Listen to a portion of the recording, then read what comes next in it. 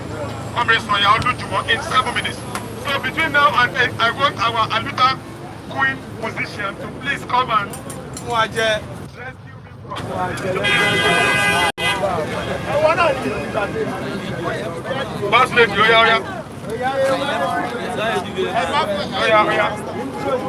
Tinubu is a barao. Tinubu is a barao. Tinubu is a barao. Sir, Tinubu is a barao. Verified, aligned, professor, instrument, your papa is a failure. Your papa is a failure. He has turned the country to Tinubu and son. He don't name everything to himself. He dey use our money to take buy the country for himself. It is our money, it is not his money. This country is called Nigeria. Tinubu don't turn out to his own. Tinubu and son. Asiwaju and son. Tinubu is a barao. Tinubu is a barao. Tinubu is a barao. Tinubu is a barao. Tinubu is a barao.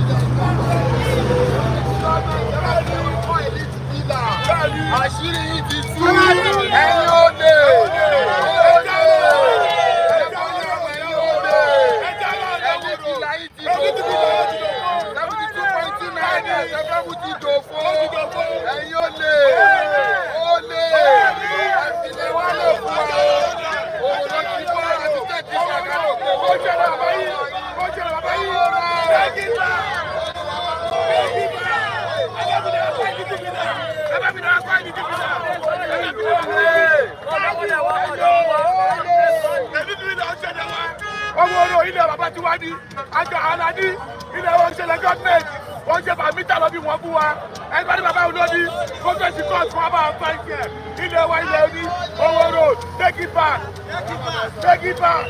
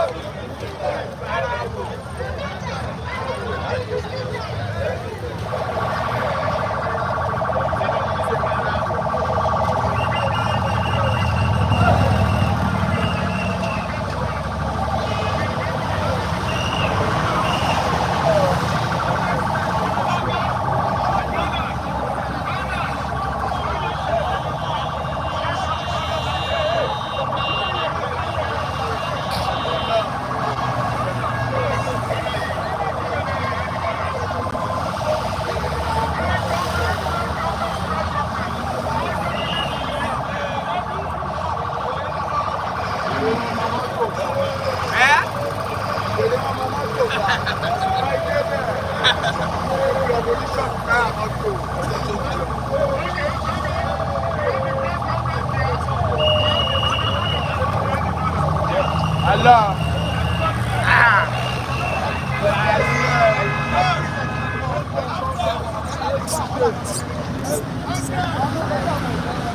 If you are going, you can turn. Turn and move down. We are fighting for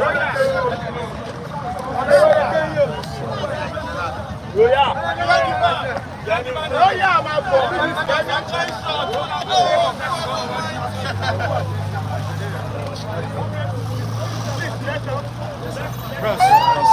Let's move back.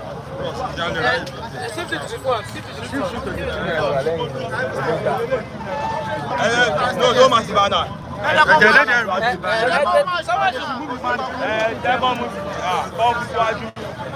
Now, go for any space now.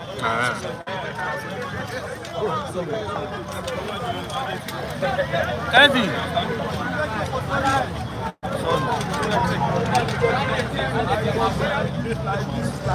Anywhere you want to go.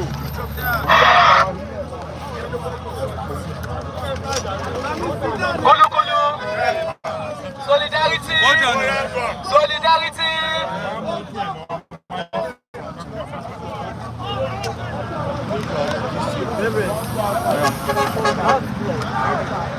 It's okay, like it's okay.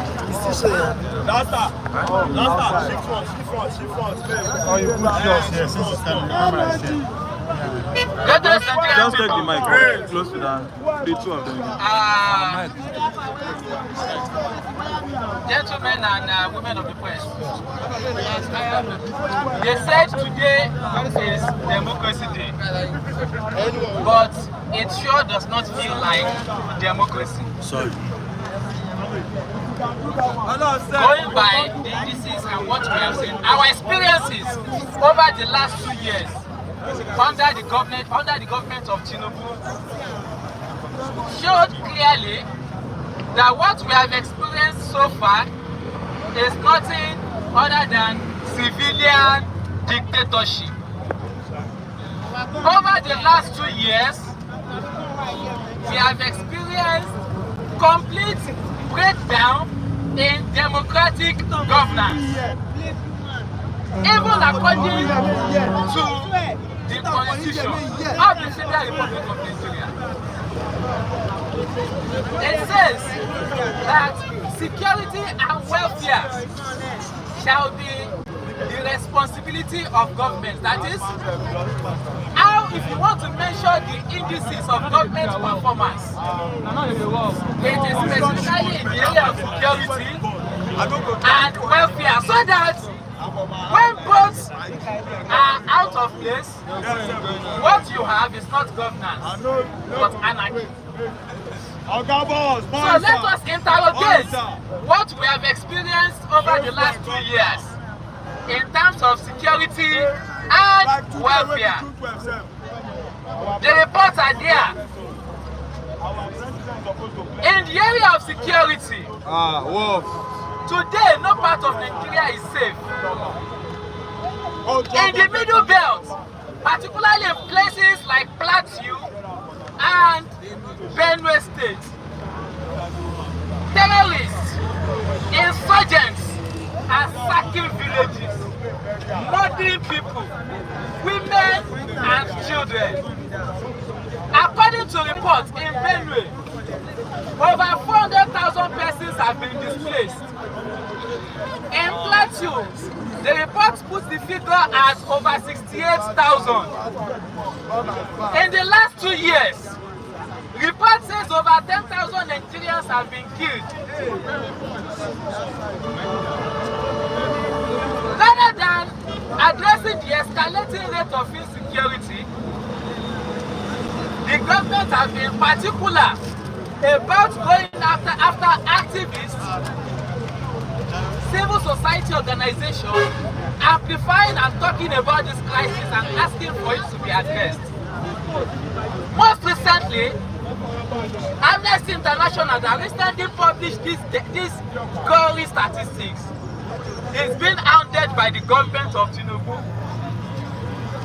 Trade unions are attack under this government. Social movements, civil society organizations, activists are being jailed for speaking up. Today, what is the state of welfare in the country? According to their friends in the World Bank, they said over 129 million Nigerians are living in abject poverty, not ordinary poverty, abject poverty. There are even some reports that are putting it at over 133 million Nigerians. But between you and I, we understand that the reality are far more devastating than even the official figures. Nigerians are hungry. But when Nigerians speak to this issue, the Tinubu government went ahead to sign a cybercrime act that will go after Nigerians, activists, opposition voices, journalists that are talking about these issues. The cybercrime act as it stands now has been used to jail several journalists, including people like Fisayo Shoyombo. It has been used to jail several activists and opposition voices like Abiodun Thomas, Dele Farotimi, Omo Eleshore, C. King, and several others. We are, as a matter of fact, as we are speaking, a federal judge has seized Shore's passport. Why? Because Shore said the Inspector General of Police is occupying his office illegally. Which is true. Today, under Tinubu's democracy, the courts and the police have become object of manipulation in the hands of big men in this country. In this country, we have a judiciary that is trying children for treason. As a matter of fact, some of them were jailed for several days in police custody. They were served so that when they got to the court, they were collapsing. In our communities, governments are sacking our communities. They are demolishing houses. In our Oshoji, for instance, instead of the government to provide mass housing, they are providing mass displacement.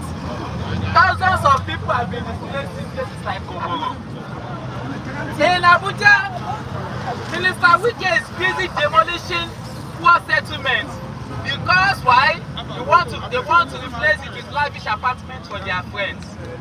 It is upon this note that we are putting forward these specific demands that we deem it necessary must be addressed as part of our ongoing actions against hardship, insecurity, and repression of civic space.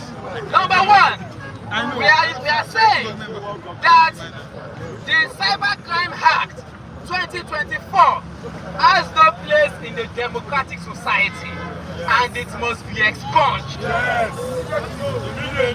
with immediate effect.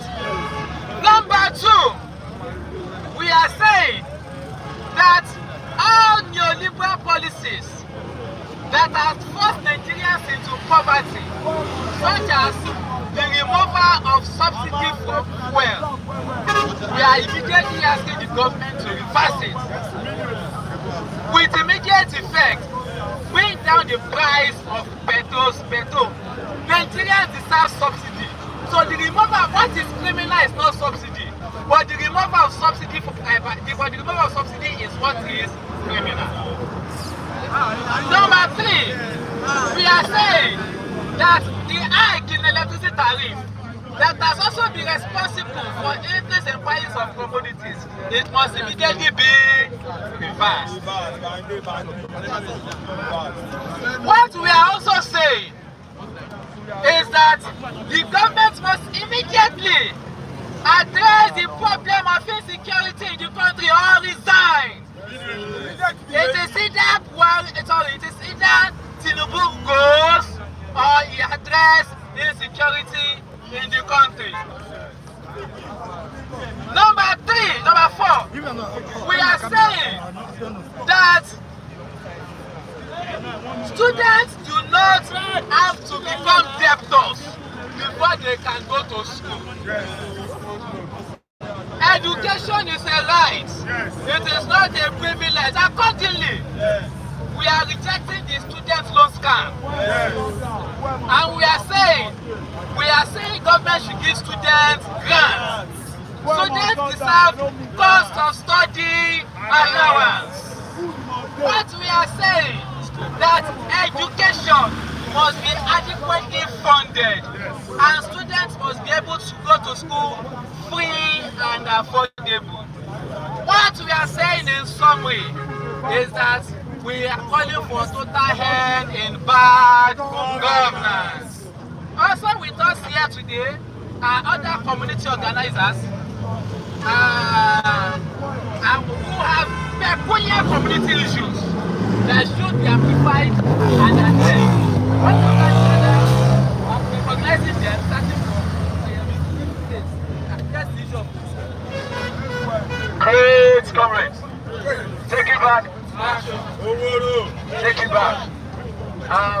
It is imminent to state here this morning that on a democracy day like this, in a community in Lagos, Shoki to be precise, for the last 2 years I've undergone massive demolition of properties. Over 10,000 residents were displaced. Specifically, we are not alleging, and we have stated it that if the king of Shoki of Babatunde Saliu feels it that it is an allegation that is unfounded, he should sue us and take us to court. Then we will prove it to him that he is the one behind the demolition in Shoki. Secondly, till this time, the Lagos State government, led by Babajide Sanwo-Olu, had never uttered a word on the demolition that happened in Shoki. As a governor, the chief security officer of the state, he had never uttered any word about that demolition. More than 10,000 people were displaced. And 3 months ago, we received another round of demolition in that community, in Shoki. And then, there is a purported conspiracy from the palace of Yoruba Shoki that immediately after the election, local government election of 2025 in July 12, they are coming back for a massive turnaround of that area. There is no one reason for this. We need to state this to this press, that they intend to build the elite villa. That is why they want to displace more than 50,000 residents of Shoki. But we have stated it, and I will say this last, that whoever is in place of authority, that feels it that they can't it, that they want to upturn the community, we will not allow it. Be it a traditional ruler, be it a local government chairman, whoever, Jimmy Smith or feels it that demolishing the poor people's properties, taking over their lands, is what they want to do. We will never allow it. Masses will turn out and they will turn the palace of the king to their own residence. They will turn the local government office to their own residence. And we will make sure that this happens in 2025. So, finally, for the demolition that had happened, we have requested over time in the last 2 years that we need compensation for those people whose properties were destroyed, because more than 15 people have died as a result of this demolition, including children, 5-year-old. Therefore, we want restoration of the community and compensation for the people. Take it back. One of the greatest comments. Our issue is audible to the deaf and visible to the blind. Human capital development, which is the biggest asset of any thriving country in the world, is our biggest issue in Surulere. We see so many youths unemployed, not because they don't want to work, but they do not have the required skill sets. We've been subjected to spiritual hunger. The people will call political leaders, the people will call anything in our community. What they do is to give us grinding machines, what they do is to give us keke napep. What they do is to give us okada. We are saying no. I work in the human capital space. I've had the opportunity of interviewing graduates, university graduates. Imagine a university graduate in the 21st century that cannot use Microsoft Excel. What kind of country are we building? A university graduate in the 21st century that cannot use Microsoft Word. What kind of country are we building? We are saying no. We want introduction of coding into primary school curriculum in Surulere. Not only in Surulere, but Nigeria as a country. We want the introduction of programming. We want the introduction of artificial intelligence into secondary school curriculum. These kids are bright. They are intelligent. Nigerians are intelligent people. We are brilliant people. Nigerians have the potential to learn anything. We are tired of being Okada riders. This is subjecting us to poverty. We want to learn things that are scalable.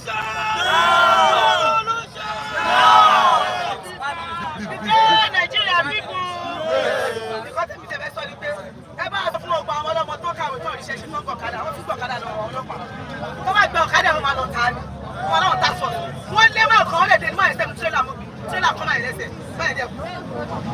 produce iṣẹ́ àwọn ọlọ́mọ kàwé tó bá kẹ́rin tó fún wáríwá ẹ̀ gádẹ́tì ni wọ́n máa rán wọn pè wọ́n ní iṣẹ́ tó bá tún fi ọ̀kadà ṣiṣẹ́ àpárọ̀ tí wọ́n máa gbà lọ́wọ́ báwa bẹ̀rẹ̀ fún ìjọba ní everybody kò tó jẹ àwọn nẹ́bà náà tún máa tírẹ́tì àwọn èèyàn àwọn ọlọ́pàá náà tún máa tírẹ́tì àwọn èèyàn tọ́lọ́pàá bá rí pẹ́ ti fi ṣẹ́ ní ìṣẹ́jú pẹ̀lú ẹ̀ẹ́dẹ́gùn wájú táwọn máa rèjì ẹ lọ́wọ́ kirikiri ní tí wọ́n ti kó àwọn èèyàn sílẹ̀ rẹpẹtẹ láì ṣẹlẹ̀ àwọn ọmọ tó ń jà tó ń báyìí wọ́n bọ̀ wọ́n wọlé àwọn tó ń ṣiṣẹ́ pọ́ǹpù ọ̀kadà pọ́ǹpù márùn-ún àmàgbà lọ kò tó jẹ security kò sí ìkọ̀kẹ́ ìjọba àbẹ̀wò tó yọ lọ wàhálà yìí ti pọ̀ jù owó iná kó wálẹ̀ owó epo kó wálẹ̀ ní security àní ìjẹ́.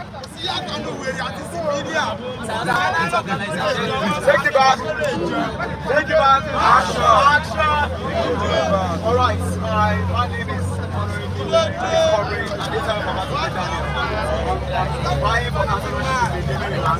and I want to briefly tell you about what we are facing in Maryland. I don't know how a community will survive without having a market space. Most of our mothers are suffering today because there's no market space. The government placed them by the roadside. They were collecting tickets from them, but as we speak, they are displaced and there's no alternative for them. So we are speaking to the chairman of Kojobe to go and do something about it. Secondly, Mende used to be a beautiful place, but as we speak, Mende is now the hub of darkness. They should go and do street lights for us, so that we will not be experiencing anything like armed robbery and whatever. And again, we are asking, no community survives without recreation center, and that's why most of our youth have resorted into taking drugs and all sorts of vices. And we are requesting the chairman should also go and do something about it, and not just only Mende, but every locality. Thank you. In 1 minute, there is someone to address an ongoing issue in Abuja. Okay. Great Nigerian people. Yeah, my name is Sinking, as every one of you know. So I want to address the issue of this fact that this country is no longer called Nigeria. This country is now Tinubu and Son. Because these people, they are paying attention to how they will win 2027. They don't care about all of us that are here in 2025, which they don't even know if they will survive. Another issue is that even in the Bible, in the Quran, they wrote it there, let there be light. There's no light in this country. The Mr. Adelabu, Minister of Darkness, he don't carry belly up and down one day, he don't say anything. There's no light. It's as if even the NEPA and the filling station, they do partnership.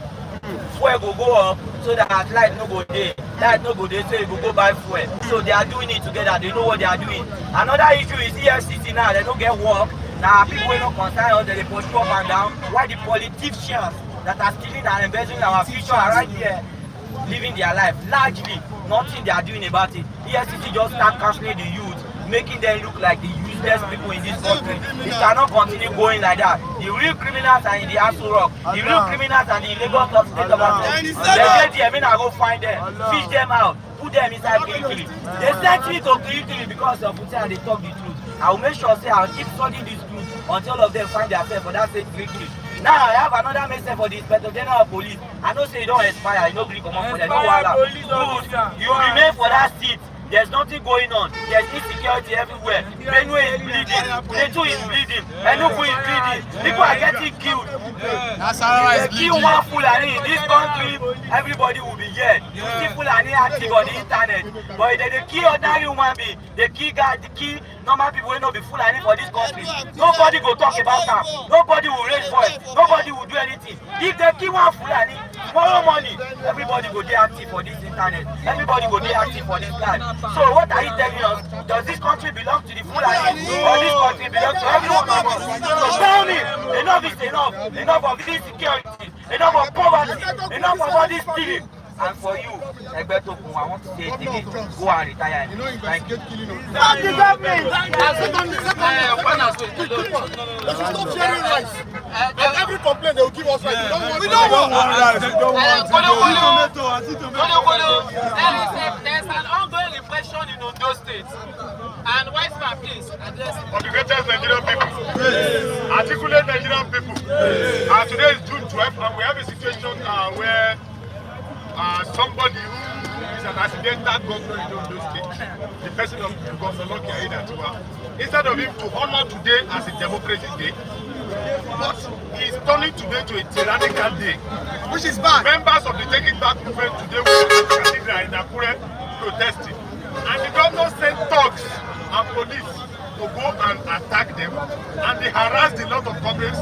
Although they were not able to arrest comrades, but they harassed a lot of comrades and they were intimidating people. What I want to say is that somebody who was a product of our democratic struggle is now the person who does not want the voices of dissent. Today, Ondo State is mad with massive insecurity. Ondo State is mad with massive poverty. And as it is today, this governor lacks direction. The only thing he wants is going to bribe members of House of Assembly and House of Rep and the Senate so that he can get the second term. Buy them, sir. That's all.